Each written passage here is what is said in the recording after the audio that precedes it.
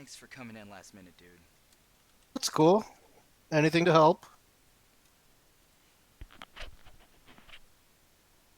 Uh, I guess, you know. I'm gonna bring in Eli. And right now we're streaming from his idol. Okay.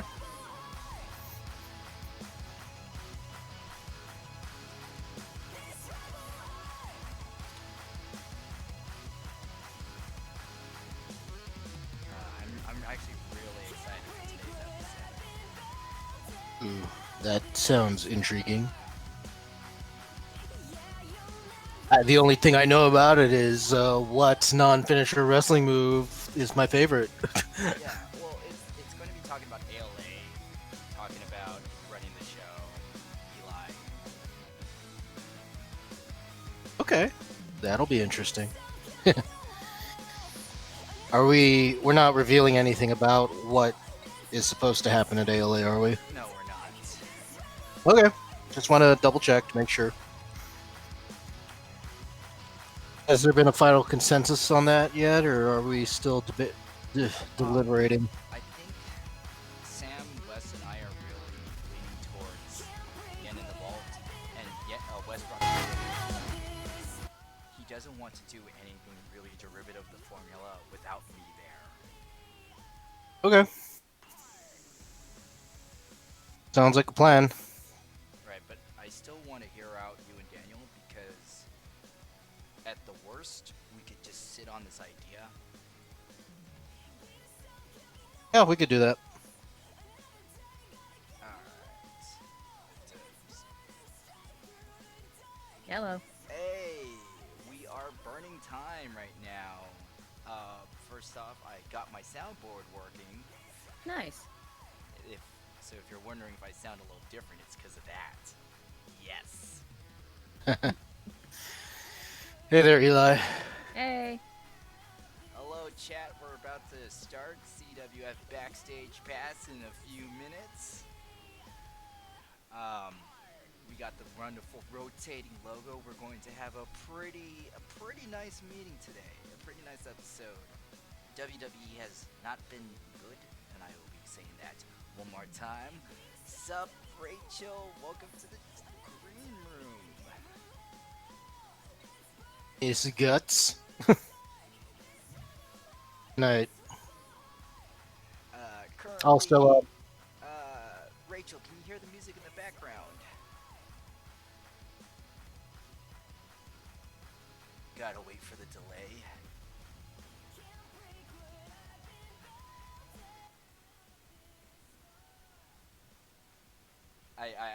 I'm I realize I should be playing wrestling music in the background because this is the wrestling show. And if you guys ever heard Johnny Gargano's theme song, it sounds like it's out of an anime. Okay.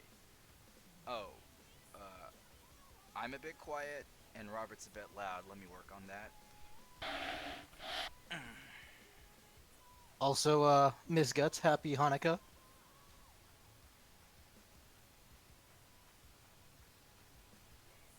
That's the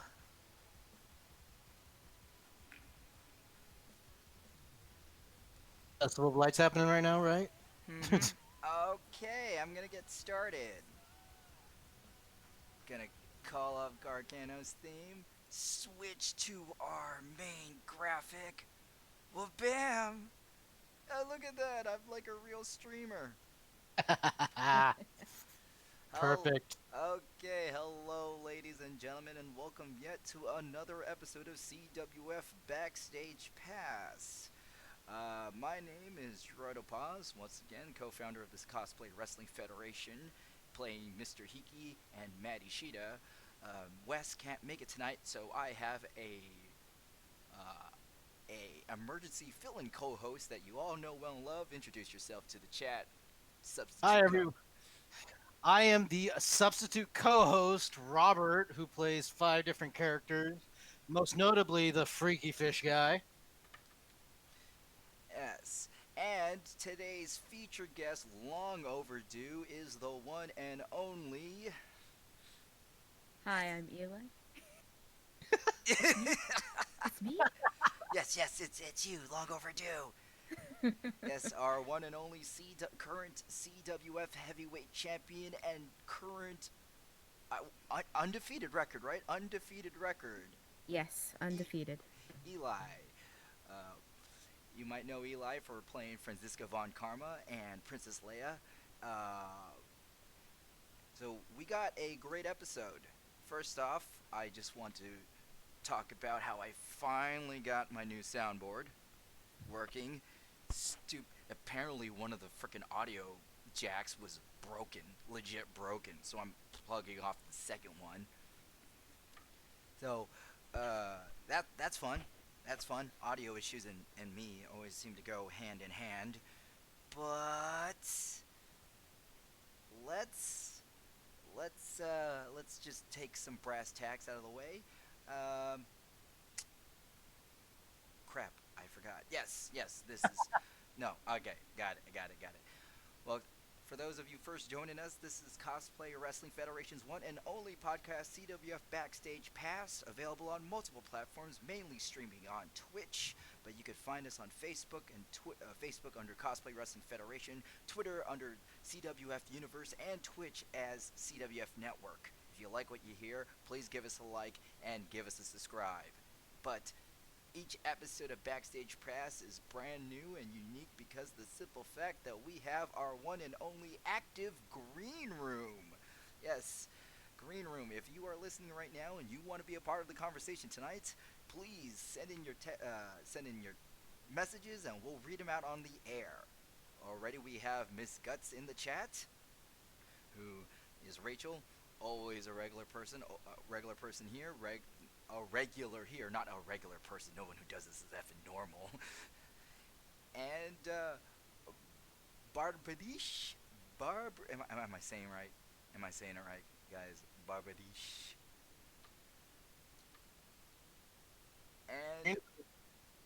And Water Ellie. Oh, glad to see you. Glad to see you. Now, for I know last week was really wrestling focused. And this week, wrestling is not really good in terms of the WWE, so we're just gonna skip that part and talk about the other fun stuff, which is Cosplay Wrestling Federation. Yay! Clap, clap, clap, clap, Yay. clap. So let's go ahead and answer last episode's question, which is what is your favorite non finisher wrestling move? Oh, what is yours, G? What Uh, is yours? okay, this just I'm going to say I have an honorable mention. All right, Okay. my honorable mention, and this is an honorable mention mainly because it's not a real wrestling move, but it looks like a wrestling move, and that's the oh, let me. How does this sound? Oh, wait. Apparently, I am getting notes from the green room that I'm sounding really soft, so I'm going to go to my voice and video, and it's really strange. It says I'm soft, but on Discord and my soundboard, it says I'm already peaking. So I don't know. Do I sound loud, Robert? Yeah. So you're peaking on my end, but I guess on the Twitch channel you're not sounding as great. Yeah, Like you're you're really you're so loud you're on really Discord. loud on probably Ellie and I, but not so much on the Twitch channel. Okay, I think I overcompensated because according to according to OBS, I'm hitting the green level, like near yellow. So I don't know what the F is going on. So, You sound a lot better right now. yeah, I reduced the gain. So I reduced the gain, cranked up the volume, and hopefully I'm good. Uh, so let me go back. My answer, right? And it's an honorable mention because of the simple fact it's not a real wrestling move, but it looks like one, and that's the Izuna drop. You two familiar with the Izuna drop? Straight up headbutt from the top belt or something. No, the Izuna drop is it's pretty much if you see it a lot with ninja characters in fighting games, and you see it a lot in Naruto. Okay, Oh, it's the it's the move in anime where they hit you in the air and then they grab you and they spin and pile drive you to the floor. Rock Lee does it. If you play any of the Naruto games, Rock Lee does it. Guy from Street Fighter does it.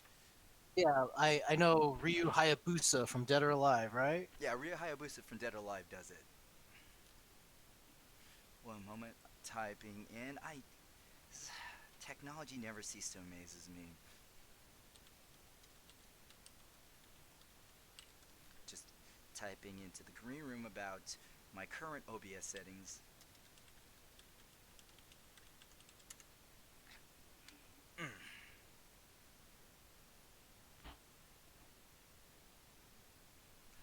Okay. Seems. Hmm. What was that, Robert? So how is it not a real wrestling move? Because no one's done it in real life. That's why. Fair enough. All right, all right. No one's done a real an Izuna drop in real life, but I love it just because I pop off. I pop off every time I see it. But my real answer, all right, and this is this is gonna sound very vanilla, all right, but hear me out. My Eh? favorite non-finisher move is the German suplex. Ah, damn it! That was mine. Really? No, okay, because I love German suplexes because it's actually tied into my love of anime.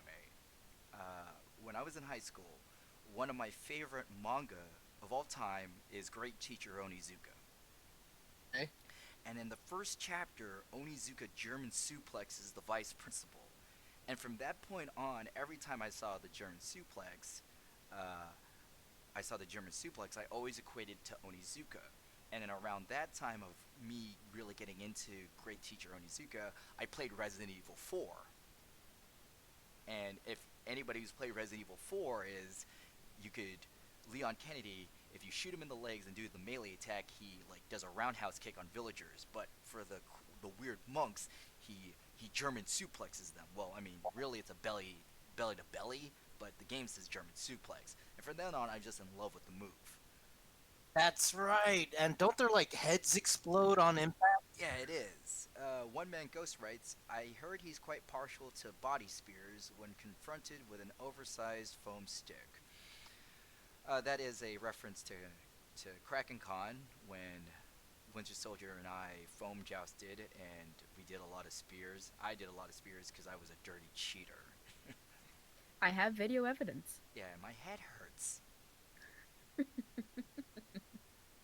Well, I mean, since you already named the German suplex, I mean, Well, I mean, because it just looks so crazy painful for the victim. it's also one of the funnier things about the German suplex is it's one of the quintessential pro wrestling moves, but it's one of the very few pro wrestling moves you could do in a real fight.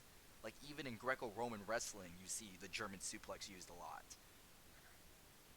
Oh yeah, Just and it's I mean, it really just knocks the air out of someone have you ever if landed correctly. have you ever had the misfortune of being hit by a German suplex? Like even like the crappy schoolyard German suplex where you can't get the bridge, just being dropped on the back of your head like that.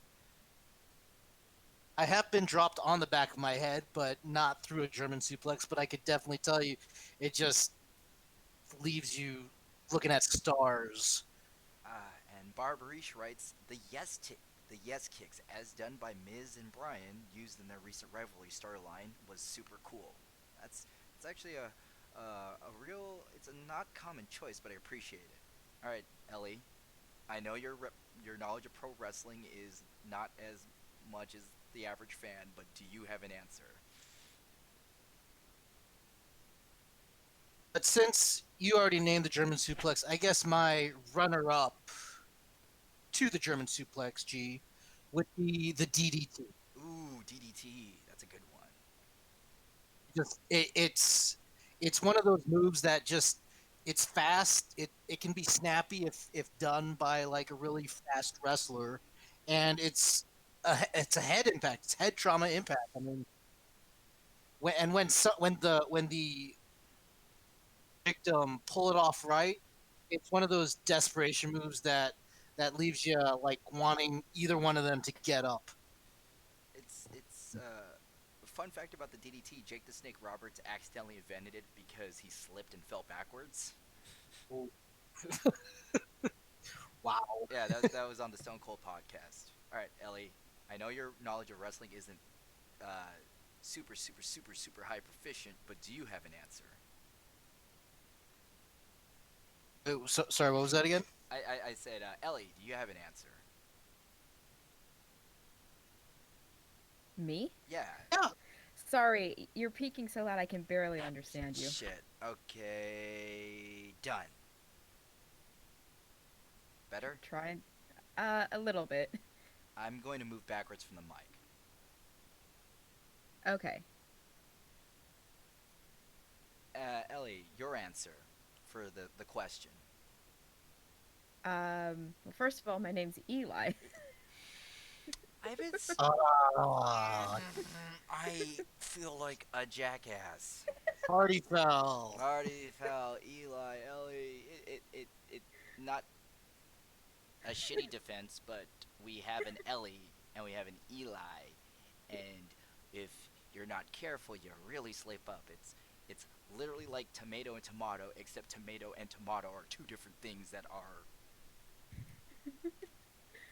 We are basically the same person, and it's funny because both of that are nicknames for us, and we both have the same first name. Okay, Eli. Eli, your answer for the question.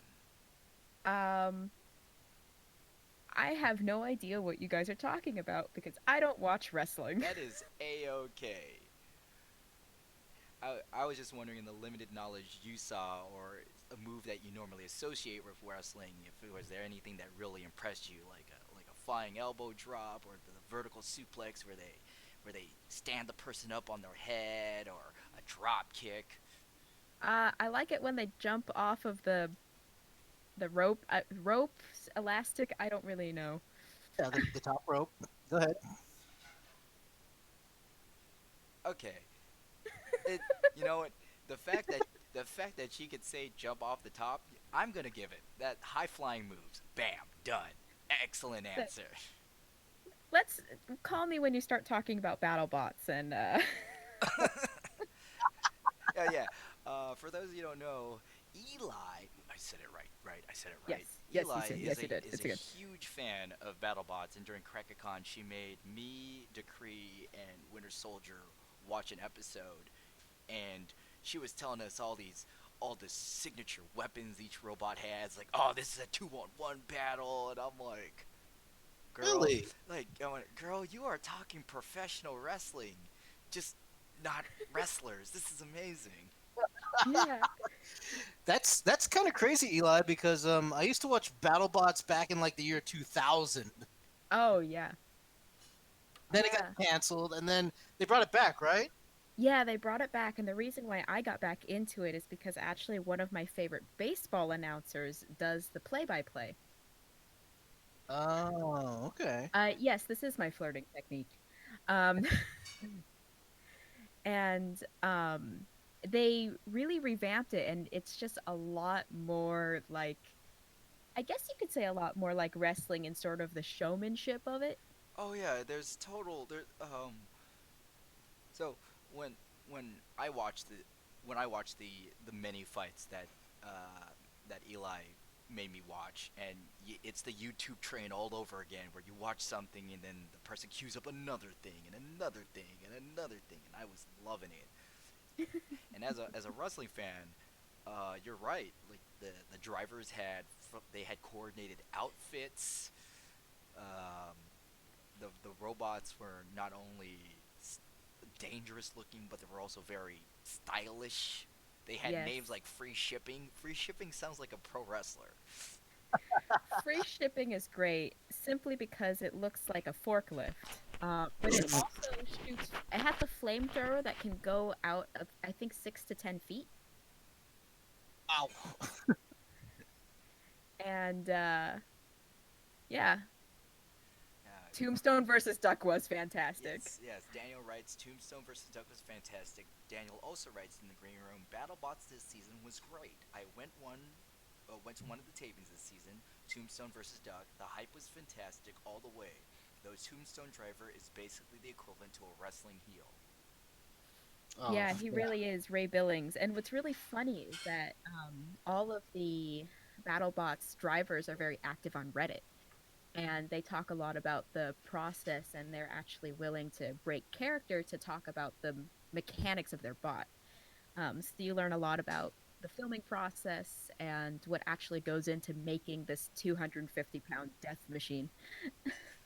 So what you're saying is that creators are kind of like how what we're doing right here, right now on Twitch, about to go behind the CWF backstage to explain how we, just like how they perform their art. Fantastic transition. And yes, Oh my god, Robert, that transition was so good. It might as well be in an episode of Initial D. And I don't know why I'm talking like Daria. This is my Dario Morgendorfer voice. Wow.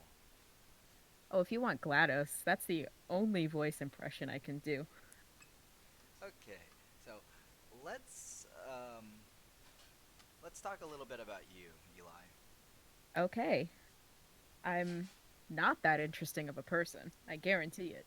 I think a lot of the CWF universe will beg to differ, but it's I gotta say that you've probably had one of the fastest rises of any CWF competitor. You debuted what 2 years ago? I debuted Fanimania 4. So you debuted at Fanime 4, won the belt the following Fanimania, and had one of the only two successful title defenses. Yes. So let's rewind a bit. And you mentioned that you got into BattleBots because your favorite baseball announcer was on it. Are you a Yeah. huge baseball head? Absolutely. I started following, obviously, the Giants in 2010 when they first won the World Series. Ended up falling in love with the sport, not just the Giants, and following it pretty faithfully year after year. I actually got to go to a World Series game in 2014, which was probably the most amazing experience of my life. Um, and even if I can't follow games individually throughout the season, I always make an effort to watch the postseason and watch the World Series. Now, what do you find appealing about baseball? Because I know among the televised American sports, baseball is kind of like the one that's always been seen as the slow, boring one in comparison to, say, football or hockey.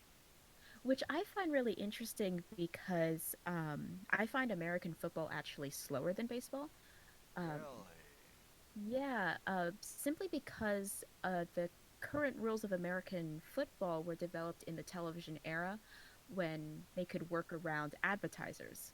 And I think that's part of the reason why people think that baseball is slow because it wasn't developed around advertisers. And therefore, they try to fit in advertisements where they can. Um, I do notice that in football. Like I've watched football matches as in the Super Bowl, once a year. It's kind yeah, of yeah. it's kind of like being a bad Christian where you go to church on Christmas. That's it. Yeah. Yeah. Uh, and I Yeah. always I always feel like the commercial breaks. It's like we're back with the commercial break. Oh, and they put the football down. Now let's go to another commercial break. Hmm. Well, the NFL has like designated timeouts just for commercial breaks. Yes. So, I mean, there's always going to be an opportunity for commercial to be placed in there, which is like how Eli said, it's been programmed for commercial versus baseball, where I'm guessing the only opportunity for advertisers to come in is when the innings change, right? Yeah, that's the only real sort of natural place for advertisers. However, more as they've tweaked the rule book, um, they've added an extra space for advertising, such as when a new pitcher comes up. But as for why I like the sport, um, it's it's honestly I don't know. I find something very comforting about watching a um, I guess you would call it a scenario where everyone is in theory on equal grounds. The sport is equal in that sense. It's more about your individual skill and it's more about the power and athletics of the individual. And also, it's one of those constants in my life. Um, as a few people will know, I'm currently still in college. I'm getting my master's degree. Good for And you. yeah, I have this secret double life where I'm actually supposedly smart. Um, and Just fake it. Just fake it. yeah, yeah. Just fake it. That's what we all did in college. Yeah, Oh, I read the book. yeah, yeah. You fake it till you make it. Come Oh, on. yeah. That's how I got my undergraduate, frankly. Um, but it's a constant because there are the rules in place and they never change. And for me, that's very calming. And when something does happen, like a home run, or um, I actually got to go a game with two grand slams, and that was amazing. And when those exciting things do happen, it's this very thrilling, exciting moment, and then it's back to the sense of calm and familiarity. I see. Like the giant home runs, they feel very cathartic, as opposed to football, which is like constant, constant, bam, bam, bam, bam, bam. This is a nice ebb and flow, and then pop. Whoa! Yeah. And someone mentioned in the chat that in baseball, something is always going on, even if it's slow, rather than football, which is a lot of starting and stopping. I could Um, see that. I could definitely see that. I so, apologize to any viewers out there who are expecting wrestling talk and been hearing a lot about baseball, but that's what Hey, happens when we get people talking about what they like. Listen hey, up, I'm learning.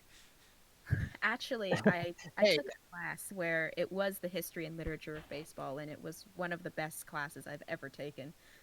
Curious, did they talk about Casey Jones? Yes. That's the only baseball story I know. Maybe Angels in the outfield, but I don't know if we One of count. one of the classes was literally watching a league of their own. Oh, Oh, that's legitimately good. Am I Yeah. Chat, am I coming in soft? I found a setting, so if I sound bad, let me know and I'll tweak my dials. But, you know, okay, so you got your masters, you got we got your love of baseball. How the hell did you get into Cosplay Wrestling Federation? Because, by your own admission, you don't know wrestling. So Yes. this sounds like a real dramatic shift in what your experience. Um, oh, I'm sure the chat will love this story. So, uh, I actually have a minor in the subject that I'm getting my master's in. And in my minor, I made a friend who, as she will know, she says hi. Yes, it's a mutual friend. She says hi. This is how Eli torments me. She will get Yes. random. She'll send me random messages or random videos of blankety blank says hi. Not sure if Yes. it's faux pas to say your name on on air, but I get the Yes. message a lot. Yes. It's always amazing and wonderful. But this mutual friend found out that I was in the con scene, and she and I was talking about which cosplays I wanted to do, and I said have um, I have two. I want to do a puppet of a seagull from Finding Nemo that is partially automated, so it would like blink and like look at people. And but the other one was Slave Leia because I wanted to work on some of my body image issues, as I think everyone has. Of course. And uh, so she said, "Okay, I'll up that to make sure I hold you accountable to that cosplay idea." And she said, "If you have to go with Slave Leia, you also need to apply to the CWF." And I said, "What is that?" A bet? I joined CWF on a bet. Okay, so for those who are wondering about the inner workings of the CWF, I have this really cruel trick I do where if you're brand new, I make you go first. Yes. It's kind of our thing where everybody knows, like, oh, the new person, they're gonna go first. It's no question, and usually everyone's reaction is, "What? I'm going first?" Ah! Thing is that first person usually gets the easiest opportunities for crowd reactions. Also, in a lot of wrestling shows, especially in NXT, they would have the debut match be the first match. Oh, okay. Okay. So I just wanted to know. I mean, I've watched your performance a lot when you were Princess Leia because I had to go through that video so often. But I wanted Mhm. to know how you were feeling about being first and seeing the big group of people. Like, what was it like for you? So I think I was at a slight advantage actually, because you have to remember I had never heard of CWF until a month before auditions opened. Good. I can't believe you were literally thrown to the wolves. And I know it's absolute ridiculous. And um, so I had all I really had time to because I was getting. Um, this was also the time that I was working on being published. Um, because I do have this secret life where I pretend to be smart. Okay. And uh, I only was able to watch Fanimania 3. That is literally all that I saw. Were you able to watch it at least front to back? No, I was able to watch round one. Wow. You literally Or- had no idea, you sweet summer child. Yes, I was able. Our mutual friend had explained the format to me a little bit, so I did. I at least knew a little bit what was going to happen, and I remember I did almost threaten you when you said I was going first. I say a lot of I get threatened a lot by the roster. Oh, Um, I've probably done the most damage, to be honest. I get threatened a lot by the roster. Damn it, G is one of the more common phrases you hear Yeah, because I have this nasty habit of slipping things in to surprise everyone, and they hate me for it. right. But actually, it was a little bit of advantage because I just had no idea what I was going for. I had nothing to lose. Yeah, So that's true. I I do have a little bit of a public speaking background, so I was used to being up in front of crowds, but I had no idea how the crowd would react. And so I just rolled with it. Were you cognitive during the entire performance? Were you like making kind of mental adjustments, or was this one of those where you got up on the stage, got off, and like completely went, "What happened? Oh God, did Oh, something happen?" I mean, you can say that about my AX performance. I'm I'm the type that does not remember my performances. I don't think anybody remembers their performances. Yeah. No. So you want to know what was very funny, Robert? What is that? Um, after Phantomania, after I was able to sit down and process everything, I thought about like CWF and what it was, and I went, wait a second. At that Krakencon I went to, I took a picture of a fish holding a belt. So, yeah, that my friend introducing me was not actually my first interaction with CWF. Oh, Oh that God, is the that. one Krakencon I go to. Hey, I'm gonna pull a Robert real quick and do a really bad transition, but that was Okay. a heartwarming story, just as heartwarming as Hikaru-chan subscribing us to Twitch Prime. Thank you very much. Thank you. Thank you so Subscribe much, for more. I Hikaru-chan. don't know anything about wrestling content. Rest in yes, yes, Ellie, yes, Ellie. Rest in peace, Krakencon. They were amazing. So, oh, coming off of your performance and after you were able to digest the show, what made you want to come back? um, oh, I had fun. That's always great to hear. It's I there is that thrill of being up in front of people and everyone cheering for you. It's I try not to have a big ego in CWF, but it's one hell of an ego boost. Oh, dude, what do you think I do it? I mean, listen, and there's nothing wrong with having an ego boost. I think it's okay to take joy in everybody cheering your name. It's Yeah. Yeah, I mean, there's no shame in it, to be honest. I mean, everyone is going to have a fan one way or the other, so long as you continually come to the shows. I mean, Yeah. I mean, you've seen all the characters I've done, and someone has always rooted for me, whether I'm a champ, I'm a funny guy, I'm a villain. For some reason, especially I'm a villain recently.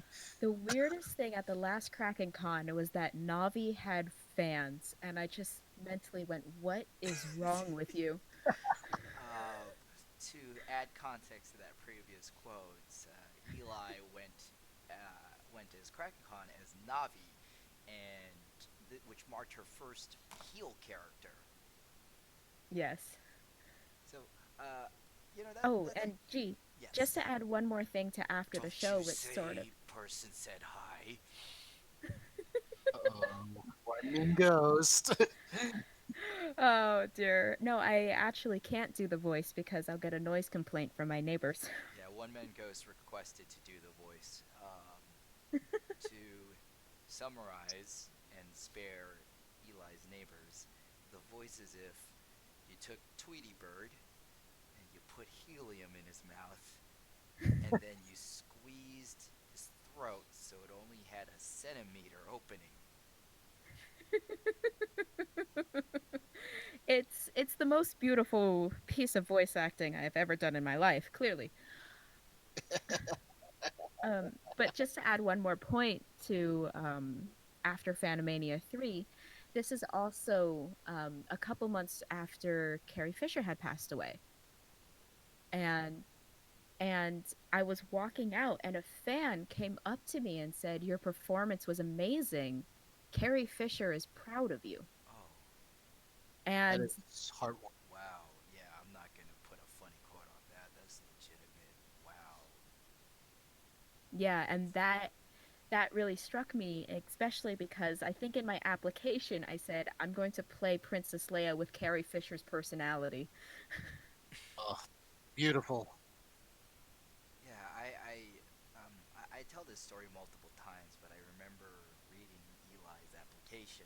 For anybody who wants to be in Cosplay Wrestling Federation, you fill out an application form, and I read it. And I just remember when Decree and I were making the list, I, I said with absolute certainty about Eli's application is there is too much effort in this for me to say no.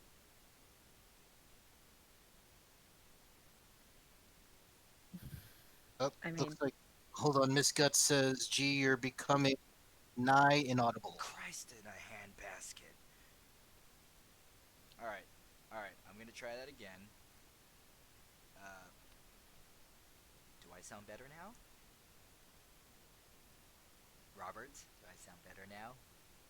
You sound a little better. but it looks like the green room is saying otherwise on their end. I hate OBS right now. I'm literally twisting dials. Anthony from Missions Podcast is having an aneurysm because he's knowing how much he's going to have to sound correct me. See, now they say I'm super quiet. What the? What is good? When they say I'm inaudible, am I too loud or am I too soft? I mean, the thing is, green room, he does not sound soft on our end. No, he's so loud on our end, it's almost inaudible.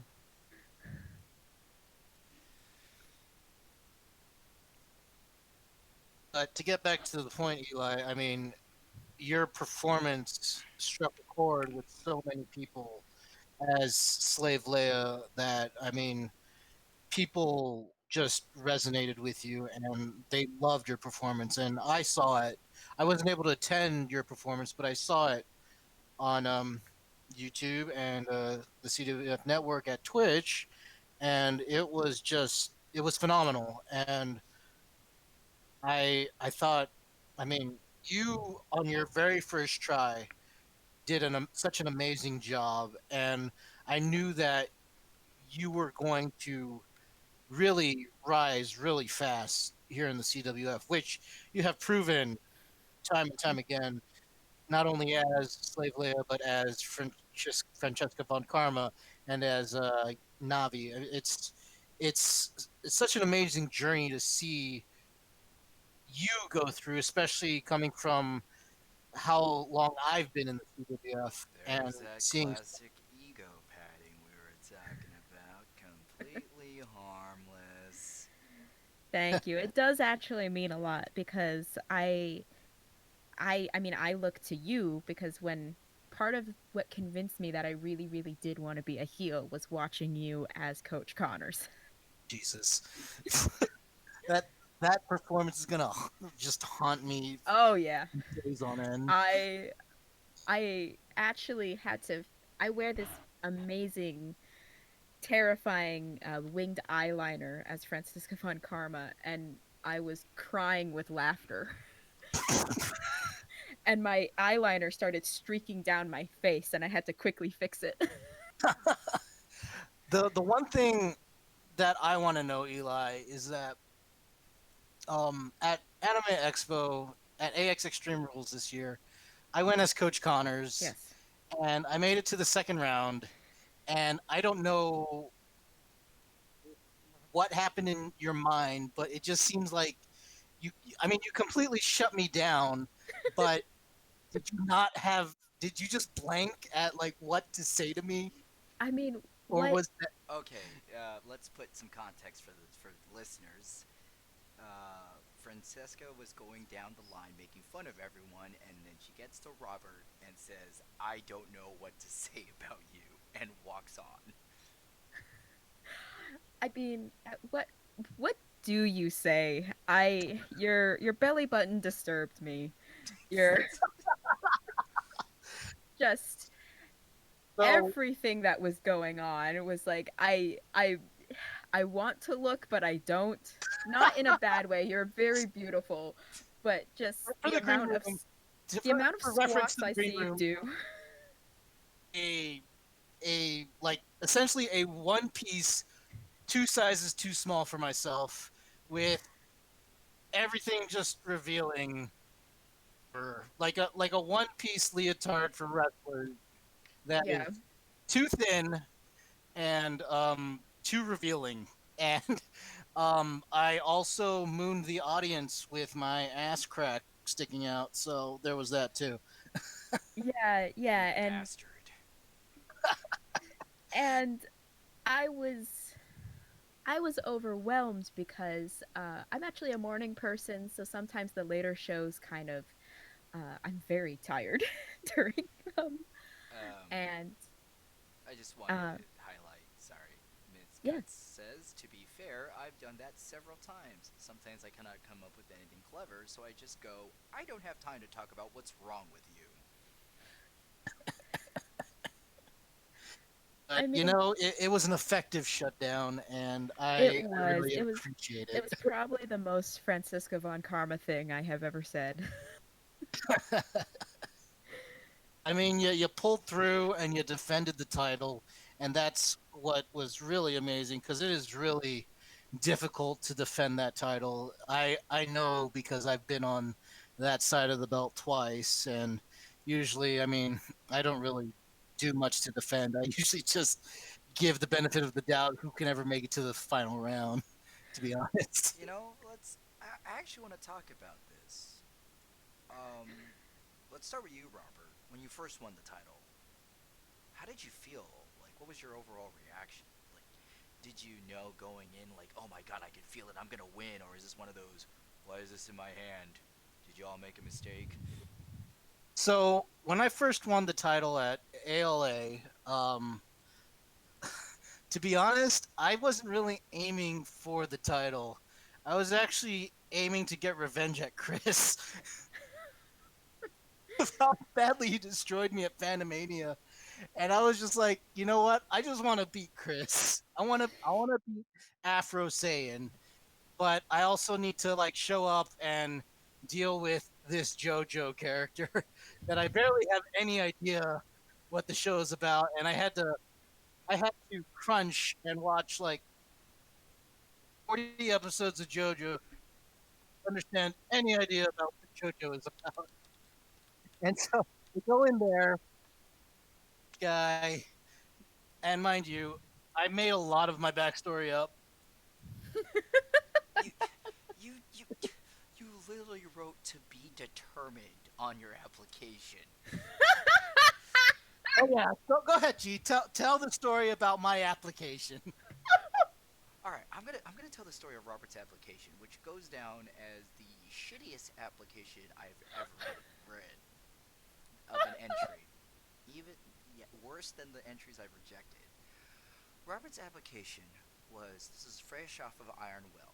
All right, so all I know about Robert is he's coming back. I see a giant paper mache fish, and it says themes name Freaky Fish Guy, th- theme song to be determined, character synopsis. I'll get back to you on that.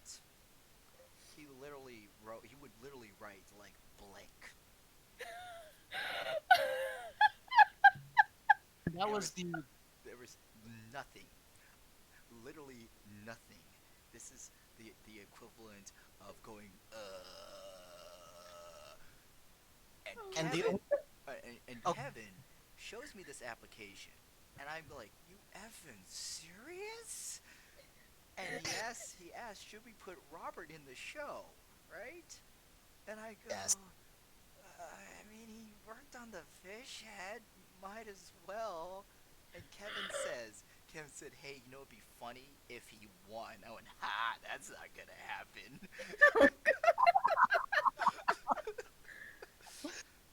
I proved you all wrong. I I understand what you mean now, G, about when you looked at my application and went, wow, a lot of effort went into this.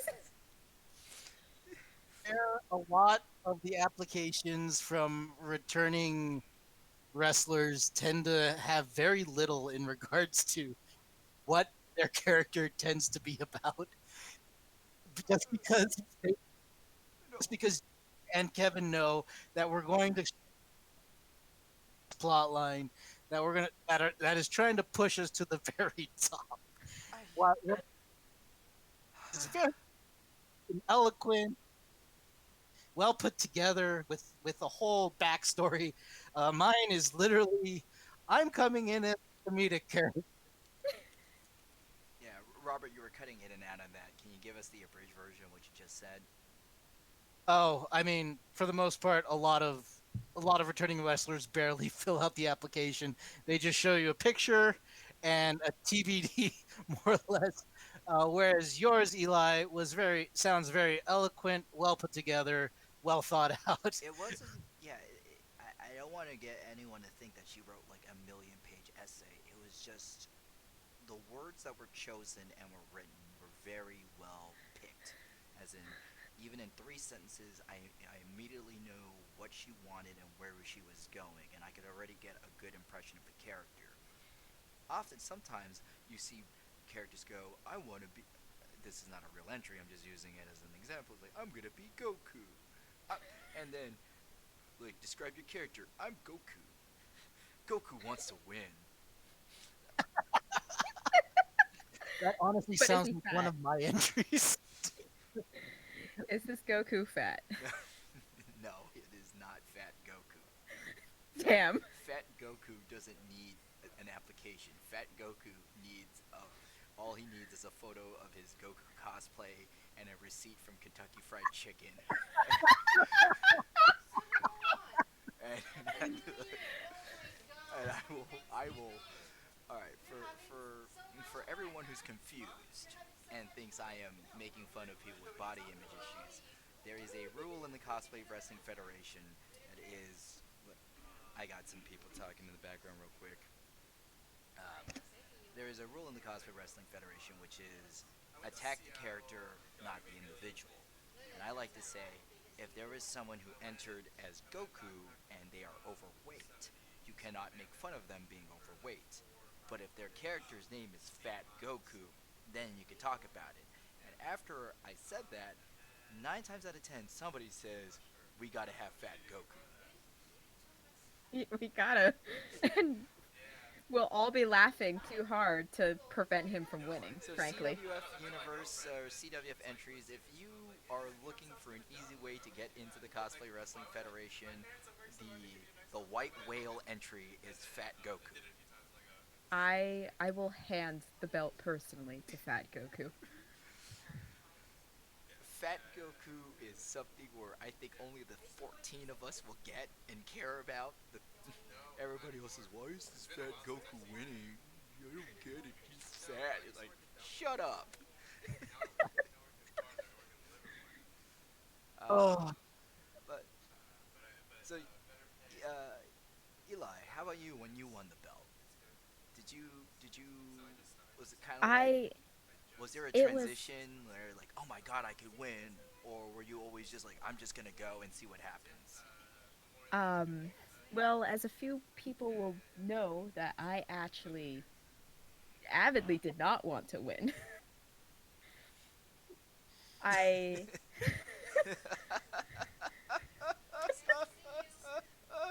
You don't want to win. You don't like you don't watch wrestling. Why are you even here? it's all right, Eli. I'm It's in the because I love same. you all and I'm having fun.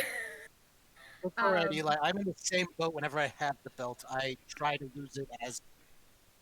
yeah. Um I think at the end, this is a little behind the scenes fun fact for you. If you watch the end of the AX stream where they announce that I still have the belt, you can see me mouth, "Oh F me." I want to give an insight. I've never been an actual real CWF champion. I've been a fake one for 5 years as Matty Shida. But I always feel like the CWF heavyweight belt is like this giant cardboard representation of stress manifested. Oh because God. Uh, because because I remember when Daniel won the belt for the first time. Hi Daniel, I'm gonna talk about you. I love you, man. oh, I Uh, have a story about Daniel as well too. Daniel, when he won the belt, we would have hours long conversations because Daniel's very competitive, and he really, he's all about, if I'm gonna do something, I'm gonna do it well. And he's all, what about this? What about this idea? What if they say this? And what should I say here? Like, and and and every time I go into a championship show with Robert, he looks like he looks like the life is drained out of his eyes and he's about to walk to the gallows. A common Robert saying, especially in the NorCal, is like, "NorCal hates me. NorCal hates me. I have this belt. They hate me. Why? Get it over with. Pull the switch." Me. They've always hated me. Oh, The only show they ever cheered for me was the show where I made you eat shit. Eat simulated shit, please. There's a lot of new listeners here, alright? I don't want anybody to think I have a scat fetish. It was a banana covered in chocolate syrup inside a prop toilet bowl that I made that I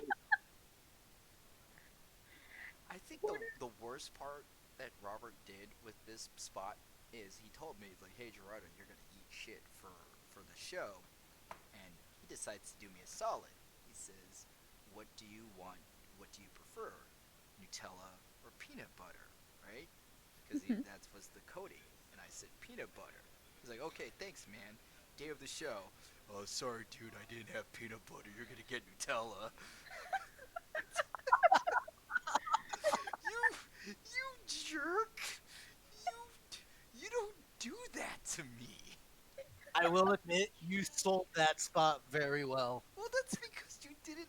I thought you were gonna hold up the banana and I would like slowly move my mouth to it, so I take it. But no, you literally rammed it down my throat. It was you're truly a holy shit for the ages. And for background, I was Blanca from Street Fighter. Uh, and because Blanca is from Brazil, I came up with the backstory that he was summoning the spirit of Montezuma's revenge. And for all of you that know Montezuma's revenge, you drink the water down south of the border and get massive diarrhea. But Eli, yeah. what about? So you didn't want to win the belt, but how does it feel to hold on to like be one of the longest reigning champions, It's despite your actually best efforts? it's actually really amazing. I'm completely and utterly honored um that people would see something in my performance like that. Um and oh, the story I was going to tell about Daniel. I think it was Daniel. I'm pretty sure it was Daniel. It might have been Alex, but I won the belt, being rushed around for pictures and um people were bowing to me for some reason. Oh yeah, we have Um that photo too. yeah, and I think Daniel walked up to me and just went, "Welcome to the flip side." I think I just screamed. That's another thing is a lot of people who've had the championship and they lose it. I mean, part of them is like, damn, I lost, but the other part of them go, ah. So it is definitely talking from experience. It is a lot easier when it's 10 on one versus your one versus 10. Hmm. Usually, and I'm sure you could relate, Eli. Where Oh yeah. I got the roster for AX, and she she knows my story of getting to AX. Thanks, Daniel. Thanks. Yes, Daniel wrote, "Welcome to the flip side." So it was Daniel. Um, Yeah. a little bit more context. I've been saying that word a lot. A little more insight is when you win the belt, what I do to make sure the champion is not blown out of the water is I take all the applications and of the new people and I send it to the champion, and I also take the list of veteran performers confirmed in the show and I send it to the champion. So the champion is the only one who knows everyone in the show. Yeah. And you just a think little. that's an advantage? So I had to quickly plan a trip to Southern California, um, and get this all done. But in the meantime, between Fanime and AX, I got a pretty severe tonsil infection, and I was very sick for a very long time, and I ended up having a allergic reaction to antibiotics. And I recovered from that, I think, 5 days before Anime Expo. And And I had to frantically be like, I don't know anything about Dragon Ball Z. Okay. it's I and yeah, Robert said the same. I don't know what JoJo is. What's it? I In I fact, frankly still don't know what JoJo is, in to be fact, in honest. fact, Daniel, when he was champion, he's like, I'm. Everybody's gonna be a JoJo. I'm gonna read JoJo just so I know. 80 episodes later, hey, I kind of like this JoJo.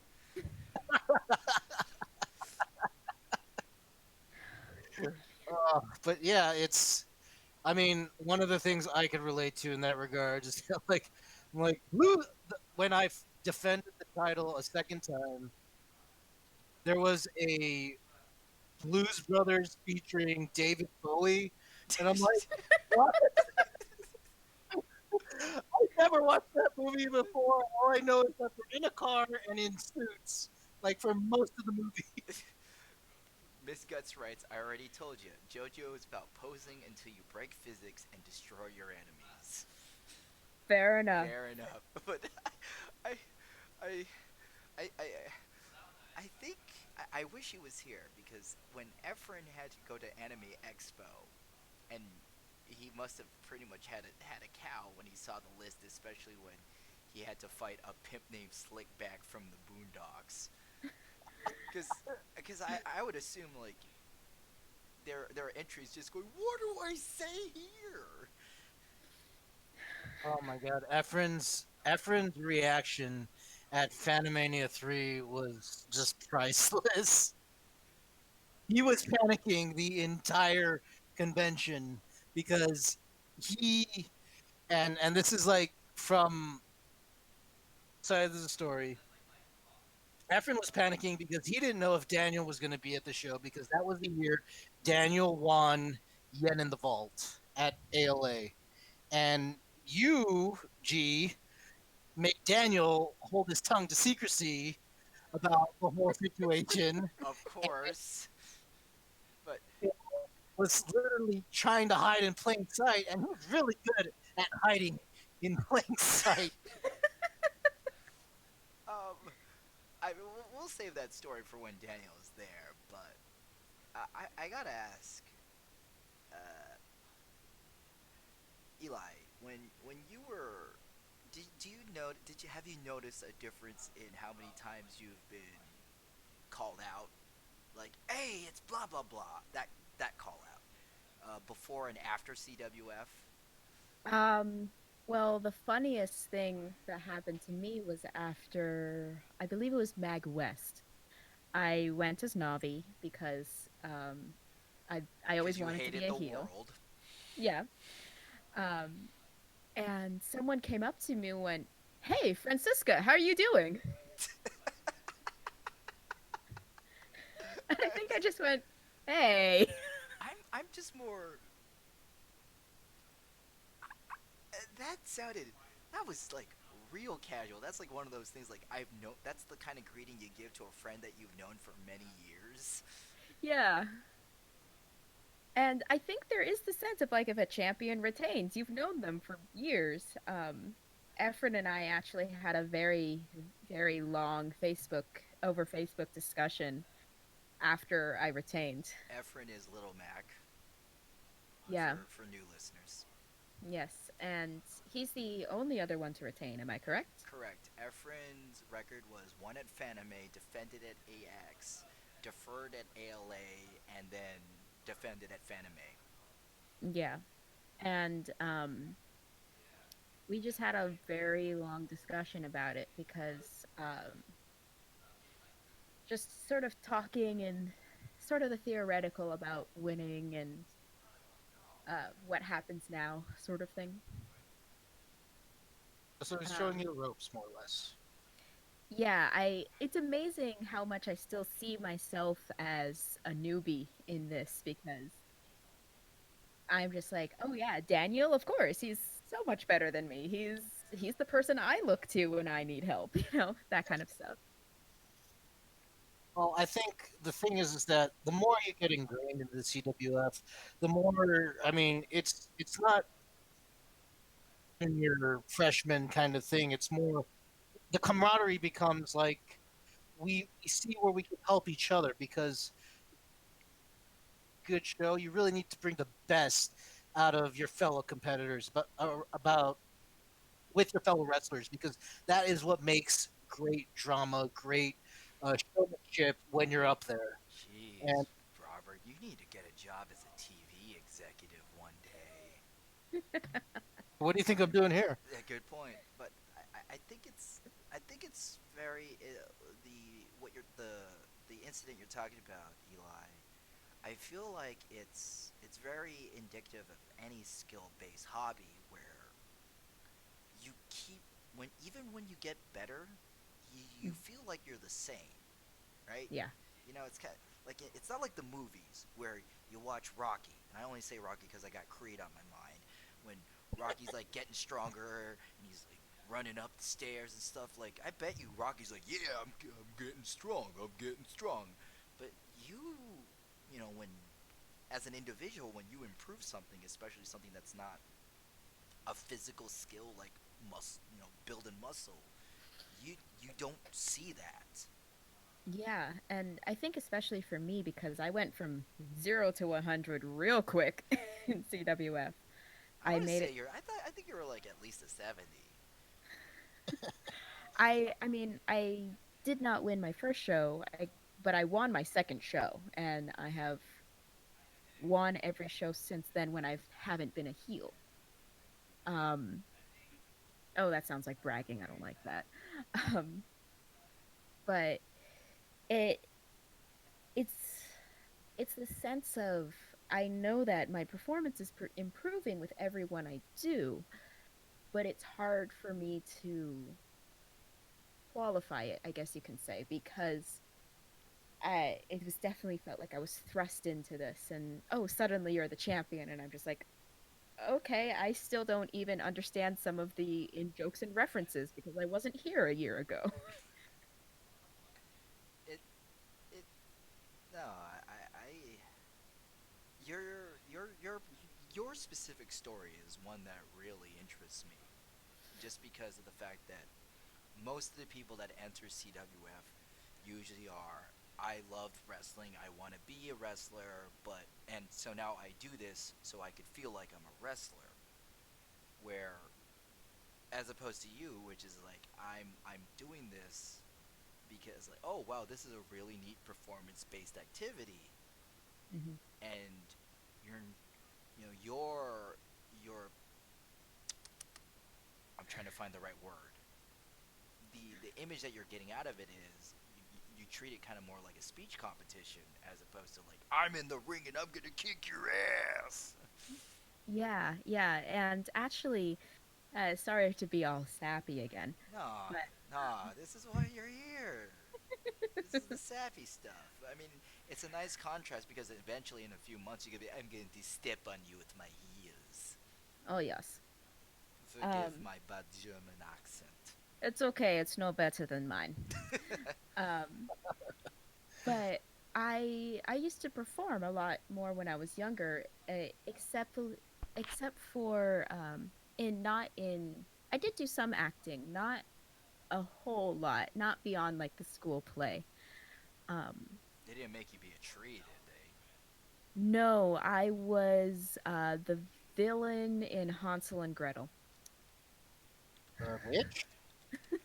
Yeah, I was the witch. But I loved music and I loved performing, and I pretty much gave that up.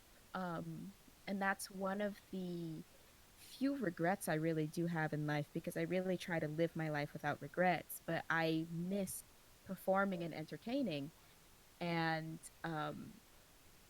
this has been sort of that outlet to rekindle my love of that. Yeah, it's damn that's that's great to hear. Yeah, I'm. It's it's a thrill that it's a thrill that a lot of us don't experience, Mhm. and us as in general, Right. especially in in as we get older with school and a job, like the ability to pursue something creatively is something that we don't prioritize as much because I got bills to pay, you know, like Absolutely. And it's what I like about the sort of con schedule is that it gives me a timeline where it forces me to put myself in that creative mind, because otherwise I would just be sitting at home furiously doing academic research, huddled over artifacts and um, weird alcohol bottles from the 1920s. Um, Sounds okay, Mrs. Jones. and it puts me out of that comfort zone to remind me why this is, again, a little bit deep and sappy. I'm sorry. No, Uh, never. First off, never apologize for speaking earnestly about something you care about. The only people um, who should be apologizing are the people who do like laugh at that. They should apologize. That's Fair enough. that's Gerardo life tip of the day. Oh, that Sincerity is woefully undervalued. Everybody wants to be ironic or masked in sincerity under a joke. That being the sheer act of saying how you really feel is looked down upon, and I hate it. right. So don't do that to yourself. Fair enough. I'm personally going into museum work. That is what my master's is going to be in. And I, um, for me, museums are not only a form of education, but a form of entertainment. And I'm a very strong believer in alternative forms of education. But we cannot deny that entertainment side of it. Now, I'm not personally going into the front end of museums that you would see. I'm going into the back end. But there's something about that appeal of being on the front end and seeing people smile at the entertainment you're bringing them. And CWF is my outlet to say, no, this is where I can be creative. This is where I can have fun and experiment.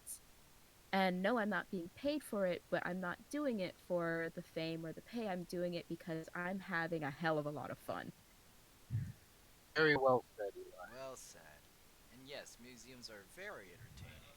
Exploratorium makes me feel like a kid again. Yeah. Um, Another amazing class I took was about the educational value of entertainment and how Sesame Street really changed children's entertainment and children's television. And it was framed as a variety show, but instead of just your sort of haha, look at this dancing, it was, hey, learn your ABCs and one, two, threes.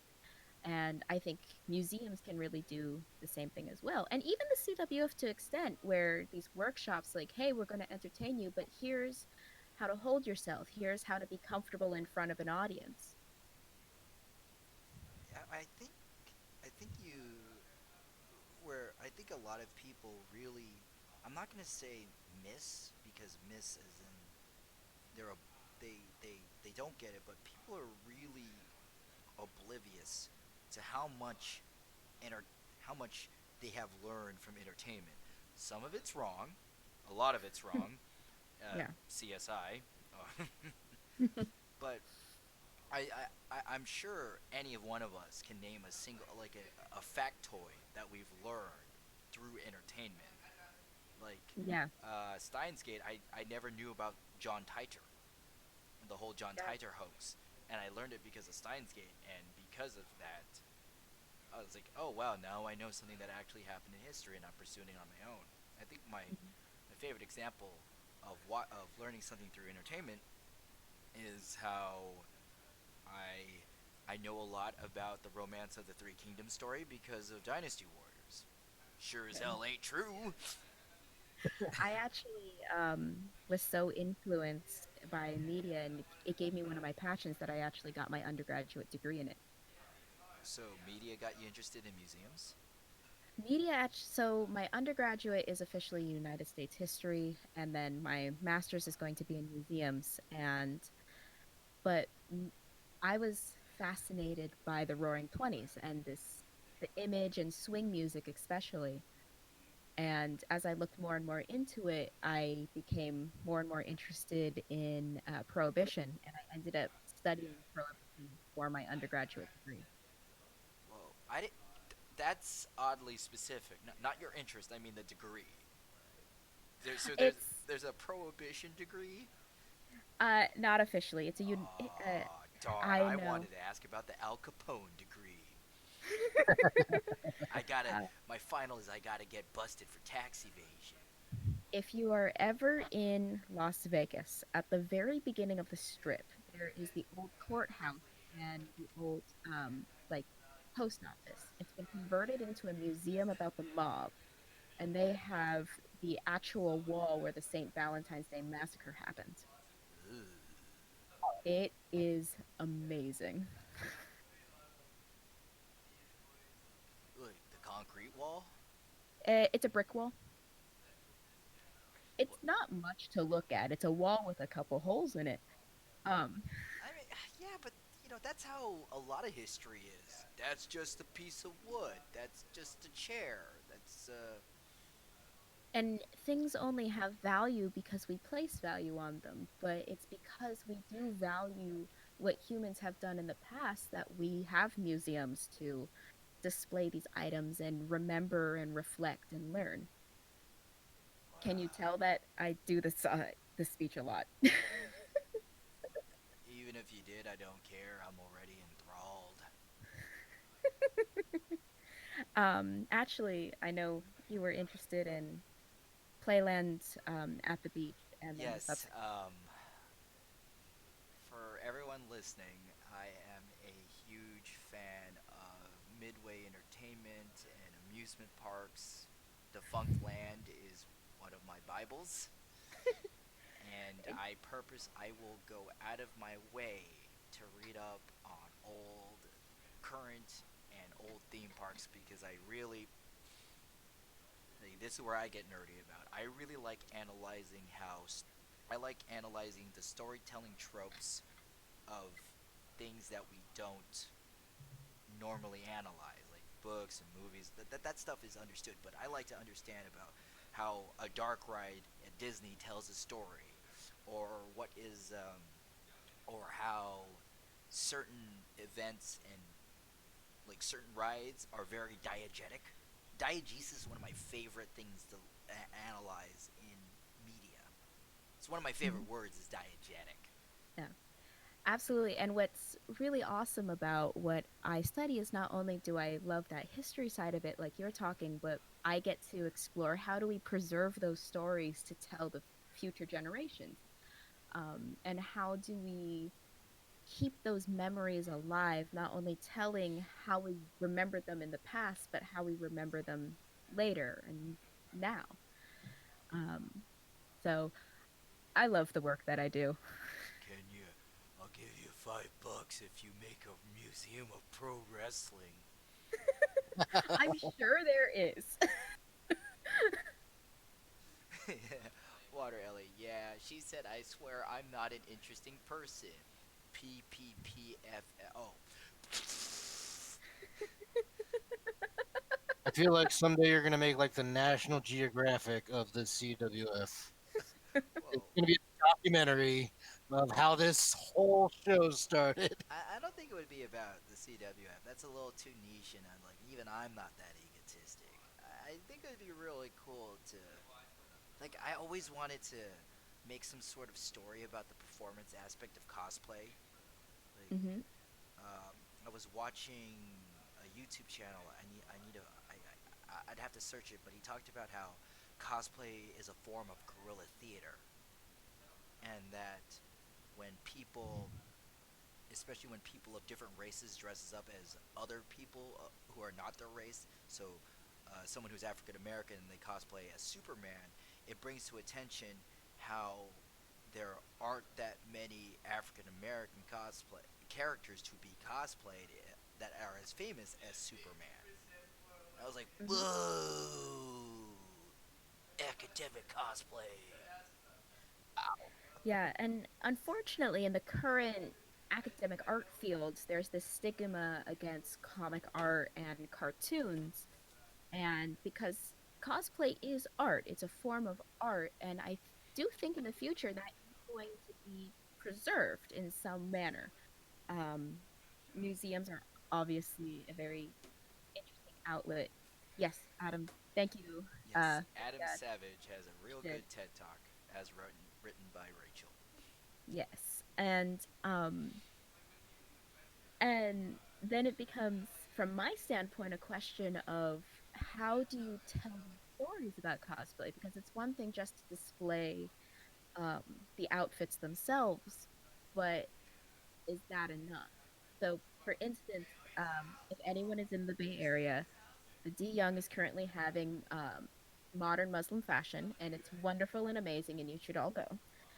But they don't just have the pieces up; they have music videos playing. They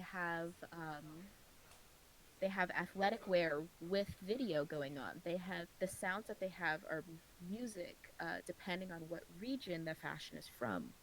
They have video of people wearing the outfits. They have lots of sights around. They specifically have the lighting in a way that sort of tells these stories of these outfits shining in a way that they were meant to be seen. And So this is the part where you go. It's not just about the outfit; it's the story behind it. yeah, and you can do that through cosplayer profiles. You can do that through video, through photos. You can do that through progress videos. I And oh I no. was going to say, we are limited currently by the technology that we have, and by the time that cosplay is accepted as a quote unquote fine art, I don't I don't believe in the current definition of fine art, but that's a discussion for another day. Oh god, we Um, could. I yeah. There needs to be an episode where you, me, and Jack, who is another super academic person into entertainment and media, we just get our corn pipes and our posh robes, and we'll just go, yes, the fine art of nerd Yes. entertainment. Yeah. But when that is accepted as fine art, how we want to keep those stories about the people behind the art, and how do we do that? Um, and technology will change, and maybe we'll have better mediums to tell those stories. I don't know. Mr. Maltos writes, fine art is determined only by capital's desire to conform it, to commodify. Yes.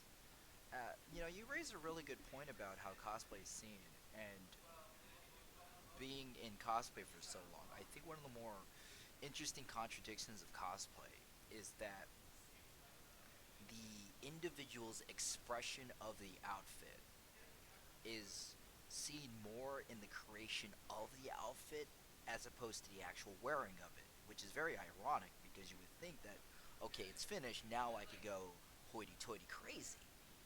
But in a lot of the popular cosplay photographs we have, and a lot of the cosplay stories, everybody talks about the construction. Like, oh, I made this with this fabric using this technique, and I wanted to be the X character because of Y. And then when it's done, like you see this a lot in cosplay videos, where it's a 10-minute video, 9 minutes and 30 seconds go into them making it, and then when it's finally done, it's like a few twirls of snapshot and bam. And Hmm. I always wanted to focus on the expression that the outfit itself grants the wearer. Yeah, and I think, um, and this is going a little bit more into my historical perspective, is it what the expression wearer is trying to express, or how we interpret it? Um, and yeah, this conversation got really off topic. like like we have a topic. It's all good. It's I all mean, it's a good. very interesting. Yeah. And if you ever want stories from the 1920s, I have plenty of those. If it's a really slow week for the WWE. Another reading from The Great Gatsby, please. I actually strongly dislike The Great Gatsby and its portrayal of the 1920s. PG Wodehouse is much better. Thank you. My closest. I don't even know if it's the 1920s, but I like Dick Tracy. It's got trench coats and Tommy guns, and those Gee, I old love you. This is and those old-fashioned cars, and prejudice against people who look different. It's the 1920s. You tell it, B. You tell it. Dick Tracy's the only series I know where somebody's like slightly off physical look is their gimmick. Like their flat top and lips or unibrow.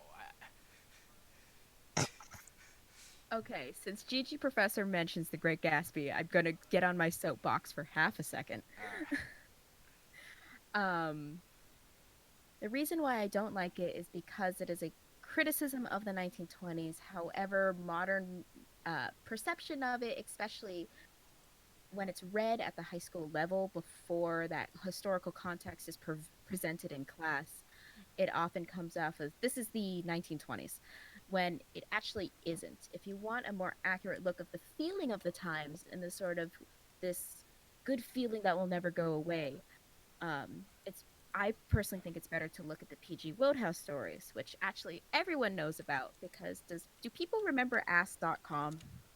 Ask Jeeves. Yes. Yes. Jeeves is the butler from the PG Wodehouse stories, and he became the token butler valet character for anything. So another word for a valet or a butler is a Jeeves, and it's because of this one character. And those stories kind of capture the whimsy that people felt in the 1920s and this good feeling that would never go away. So yes, The Great Gatsby is a very good criticism of that feeling that would never go away. But if you want to understand how people felt in that time, it's better to look at the P.G. Wodehouse stories. Okay.